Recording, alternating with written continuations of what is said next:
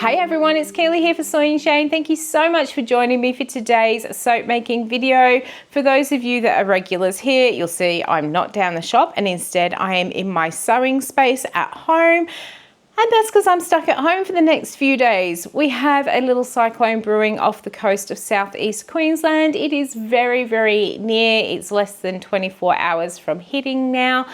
So we've all been advised to actually stay home. Also doesn't help that the check engine light came up on my car yesterday when I did go into work.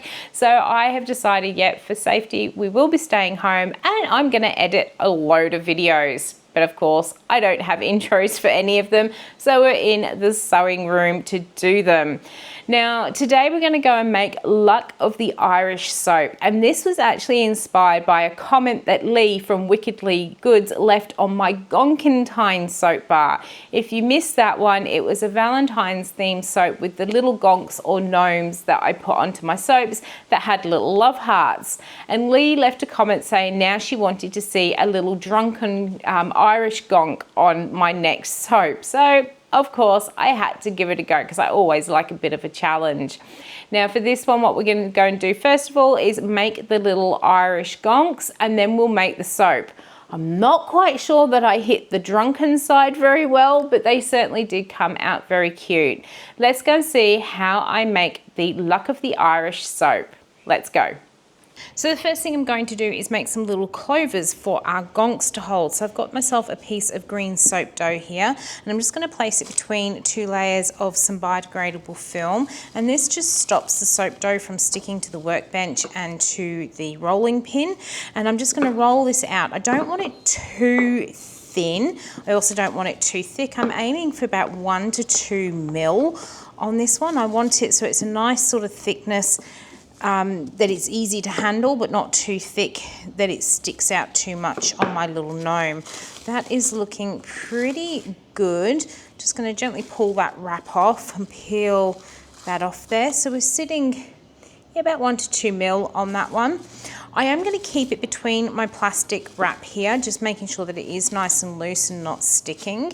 And I have this little cutter, which I have had from off Wickedly Goods. She made these for me when I was running Pimp My Soap, and they were an exclusive on the website. And all I'm going to do with my soap dough still between my wrap so it doesn't stick to my cutter and my bench, I'm just going to pop my cutter on top and push down and come back up, and you can see it has cut the little 4-leaf clover. And then I'm just going to come along, leaving about a centimetre gap there, because if I push down again, it does push some of the soap dough out and it will distort ones that we've cut out before. And I'm just going to do that a total of 9 times. All right, so now that I've got that 9 times in there, I'm just going to very gently peel all of that back off there. What we should now be able to do, some of these are going to come out with the wrap. We're just going to start gently peeling out a little 4-leaf clovers here. And I do have a little tray just to pop them all onto over here. So the ones that haven't pulled out with the wrap, we're just going to come along, just gently pull them out from the soap like so. All right, so now we'll move on to making the main body of the gonk, and I'm going to make these pretty much the same way that I make all of my gonks. I'm going to start off by weighing out a piece of green soap dough, which is about 5 grams. This is a slightly brighter coloured green than what the clover leaves are going to be. We're almost there at 5, just a tiny bit over now. All right, that is perfect there. So that will be the main body. I'm just gonna roll that up into a ball. Now we need to do the little arms, and I have found usually to do the arms, a nice little piece that is about 1/2 gram is usually enough to make my little arms. Oops. So that will become the arms. We will be using over here, I have a little bit of flesh colored dough, and this is what I use for the hands and the nose. So I'm going to start by breaking off a piece. That's probably a bit too much, but we'll see what it looks like once it's rolled up. We're going to roll it into a ball. Actually, no, that's pretty good. That is going to be the nose. And then we're going to break off a couple of smaller pieces, and they are going to become the hands. In fact, that one probably is a bit too big compared to the nose there. So just broken a bit of that off, rolled it back into a ball. And we'll do another one that's roughly the same size. So we've got our 2 hands. Now I am going to need a little rim to go around my hat, and I'm going to use the slightly darker green just to give it a little bit of definition between where the hat and the body is. So I've just broken off a piece, and I'm going to roll that into a bit of a sausage shape. That will become the brim of my hat. That's looking good like that. We'll also roll this other smaller piece of green out for the hands. So I'm rolling it till it's about almost 2 centimeters in length. I'm then going to chop that in half roughly. So they're going to be the little arms. And then a couple of extra little pieces to go on here as well. I have got some black soap dough. Let's get into it here. Just need a little piece, and I'm going to roll this one out. I'm going to try and get it much thinner than the long green one here. I want this to kind of be the little, when you look at the leprechauns' hats, they have that little band around the brim. I'm sure it's probably got a name. Right now, I can't think what it is, but that's what I'm aiming to actually make. So I'm going to roll this piece of black out quite thinly. And as I'm getting it thinner, I'm kind of just breaking it down so I have more control over how thin I can actually get this piece. That is looking really good like that, looking nice and even. And then one last piece. I've got this tiny piece of gold soap dough tucked in here, and I'm going to kind of, it will only end up being a very, very small piece, and it's going to be like the buckle on the hat. That's looking good. Might need it to be shortened when we get to making it. So let's start actually constructing it. So I've got the round bit that's for the body. I start off by rolling it into a ball, and then I get my finger and I kind of make that ball into a teardrop by rolling on the top of the ball until it starts forming a bit of a tear shape. So let's get that going. Now I don't want this one to be too pointy because the Irish hat is usually pretty flat, like a bit of a top hat. So I'm pretty happy with the sort of size of that.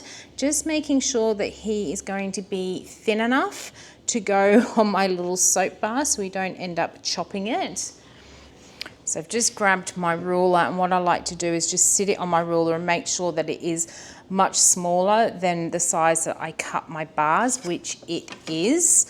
Now, what I'd do is bend that hat over, but I actually just want to squish it down and just make it a little bit sort of flatter on the top so it's not so pointed.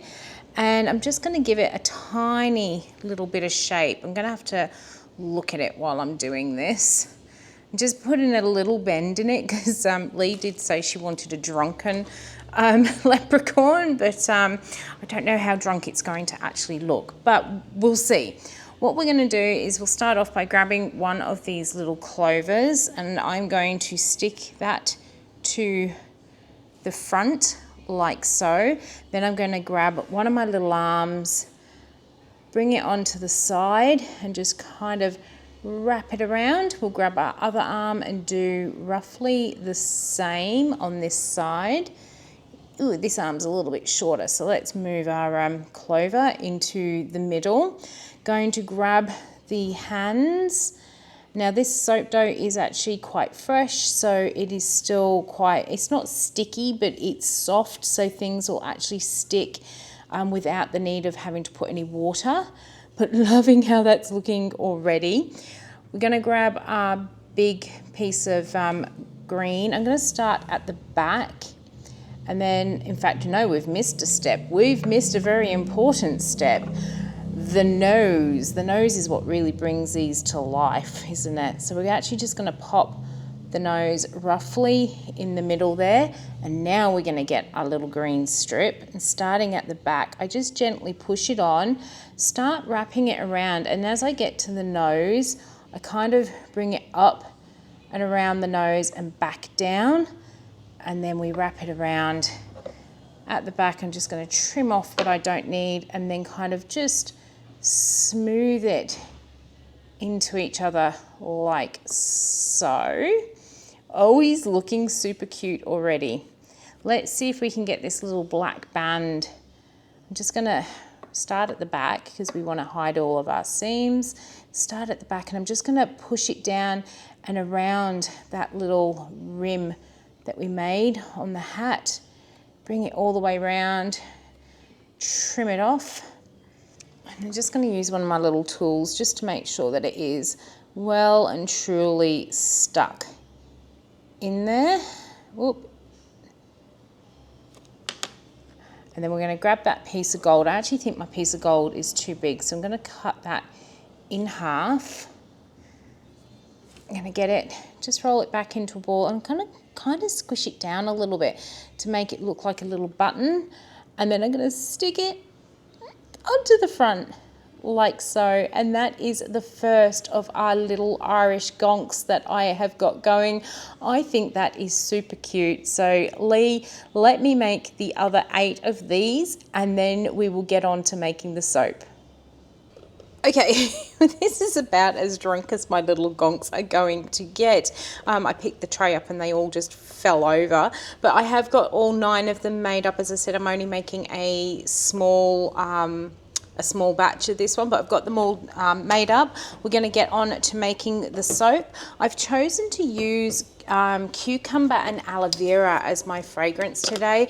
I just really love how clean and fresh it is, and it kind of reminds me of the big clover fields. I know it's not clover, but cucumber, aloe vera, it has that same sort of freshness that the clover fields have. So that's why I've chosen to go with that, and we are going for a bit of a green theme. We will make the main base white, so our little gonks will show up on the top, but I have got some green and a little bit of black to do some drop swirls. Let me get this lye mixed in. All right, so in this pot, I actually have the very, very last of my shamrock shimmer, very last of it. I actually won't be buying any more. I've got so many greens on my shelf, but I thought, being an Irish soap, you have to use the shamrock shimmer. And then I've got in here a little bit of ebony mica, which is like it's a black mica, but it's got a bit of a grey tinge, and I'm literally pouring in a small amount. And hopefully this time, when I say a small amount, I have managed to get a small amount, because I do usually over pour a bit. I've got some titanium dioxide to go into my main bucket. Now I do have to mix that one with the stick blender, so we'll get the colours mixed in, and then we'll add in the fragrance. Not even going to try and put my stick blender into that black, because I think I will end up with mess everywhere. So let's just clean that one off, and we'll mix the black one by hand. Now, quite often when you guys see me using these jugs with the red handles on, I often get asked all the time where I got them from. Now, these bowls are years old, like really years old. I think they're probably about, they must be about 7 years old now, because that's how long we lived in the last house, and I pretty much got them when we moved into that house. So they're about 7 years old, and I got them from a little store, an outlet store that was near me called Golden Circle, and it's one of those things that just sometimes they were in, sometimes they weren't, and I have not seen them for years and years and years. So unfortunately I can't tell you where you can get those bowls from. So we've got those ones all mixed in. Let's grab our fragrance, and I'm not going to bother putting the fragrance into the black. There really isn't that much in there. I'm going to pour it into the green and into the white, hoping it behaves. It's been a very long time since I have soaped with it, and I generally put it into my salt bars and things, because it just has this beautiful spa-like smell. I'm going to get that all mixed in. This shamrock's gone a really dark green colour. It should actually brighten up though once it's finished saponifying. What I am going to do, and I love doing this technique and I haven't done it for a little while, is I'm actually going to drop my black into the green and then drop all of that into the main soap once we've got it in the mould, and it just gives a slightly different swirl. It really mingles them together. You'll see what I mean when we go for the cut, hopefully, if it works. Just because I've said that, I bet it doesn't work now, but that's the joy of soaping, isn't it? Anyway, here is my tiny little mould. It does 9 bars, so it's literally half the size of a regular batch. I'm going to pour in a majority of my white. I want the top to be white so that our little gonks show. And I'm just going to pour this in, going up and down. Oh, there's a lot of air bubbles in it that have risen to the top. That's not a good sign.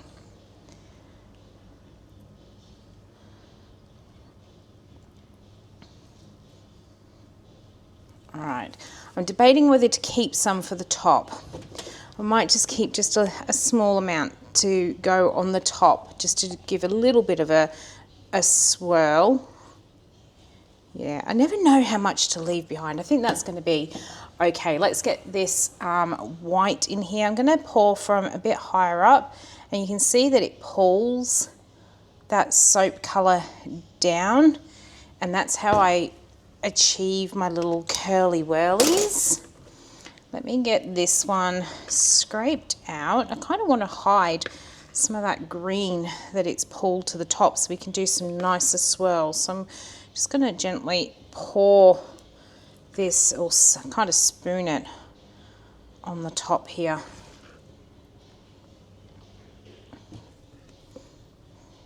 All right, I think I've got my bowl suitably scraped out. So I'm just going to come back to this greeny colour, and I'm just going to sprinkle just a little bit on the top, and then we'll get a chopstick and swish it around to give it some pretty little swirls, still leaving enough of the white so that the little gonks really show up once we've got them sat on the top there.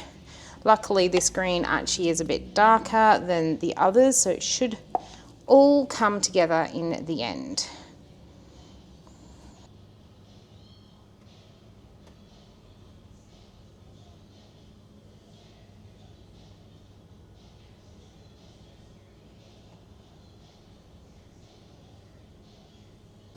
Now, because this played quite nicely, I did leave it sit here for about 5 minutes to really firm up. And now what I'm going to do is just use my stainless steel ruler to put some markings across the top of here so we know exactly where to place our little embeds.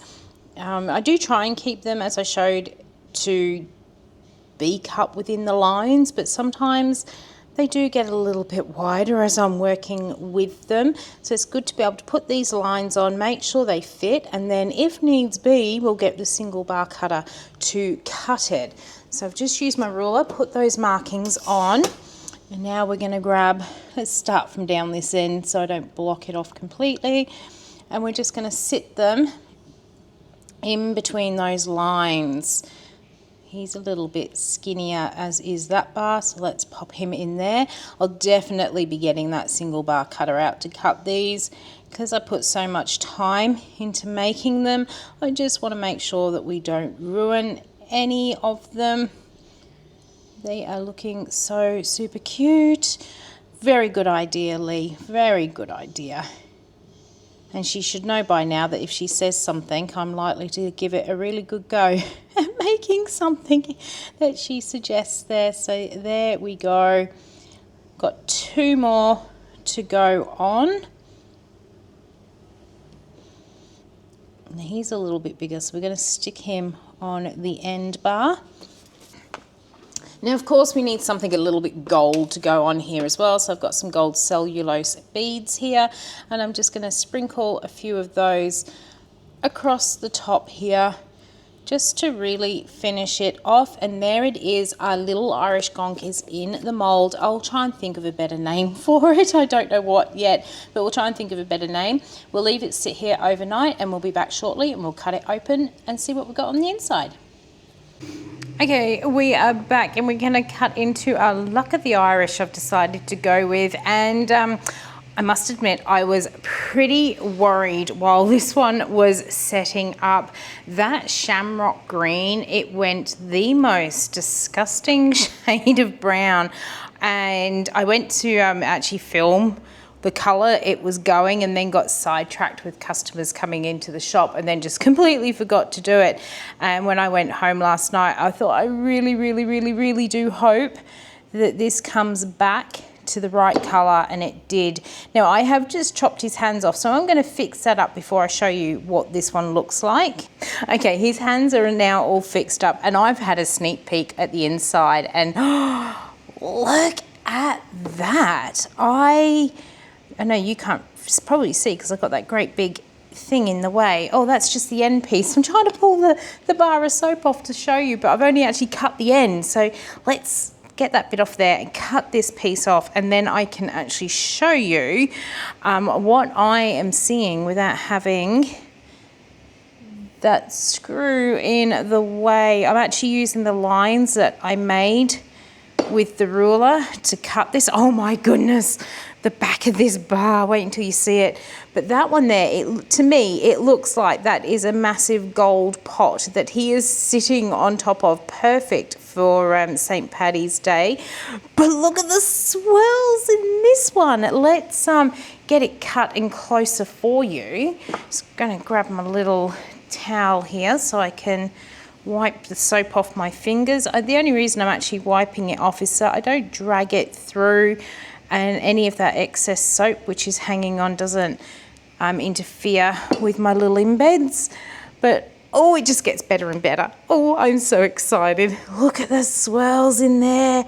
Lots of gorgeous curly whirlies, which is exactly what I wanted for it. And it is smelling so good. It's been a while since I've actually used this scent and I've forgotten how good it smells in soap. It's so clean and fresh.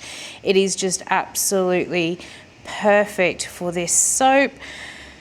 I always half hold my breath as well when I'm cutting between my little gonks on here. But really pleased and loving the colours this has come up, how rich and dark they are. It's just absolutely perfect, everything about it.